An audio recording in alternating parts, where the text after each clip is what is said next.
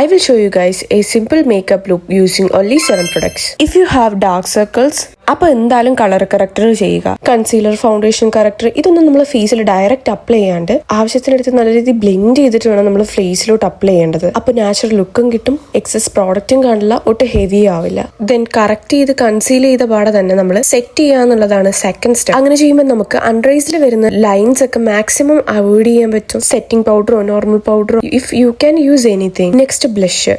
ഈ blush lipstick ഇല്ലാതെ എനിക്കൊരു മേക്കപ്പേ ഇല്ല. ഞാനൊരു ബ്ലഷ് പേഴ്സൺ ആയതുകൊണ്ട് കുറച്ചധികം എമൗണ്ട് ആണ് ഞാൻ ഇട്ടത്. And look at this blush ഇട്ടപ്പോൾ തന്നെ എന്റെ ലുക്ക് ഒന്ന് എൻഹാൻസ് ആയ പോലെ എനിക്ക് തോന്നി.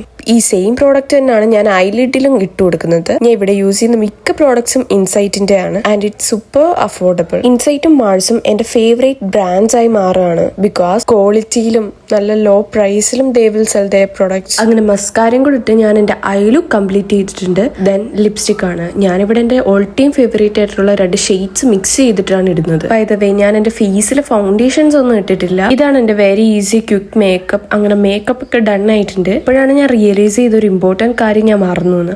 അത് വേറൊന്നല്ല, ഐബ്രോ ആണ്. ഐബ്രോസ് നാച്ചുറൽ ആയിട്ട് ഫിൽ ചെയ്ത അടിപൊളിയായിരിക്കും. അങ്ങനെ മേക്കപ്പ് ഒക്കെ ഡൺ ആയിട്ടുണ്ട്. ഇതാണ് എന്റെ ഫൈനൽ ലുക്ക്. അപ്പൊ ഇന്നത്തേക്ക് ഇത്രയുള്ളൂ. അപ്പൊ ശരിടാ, അടുത്തിടേക്കണം. ബൈ.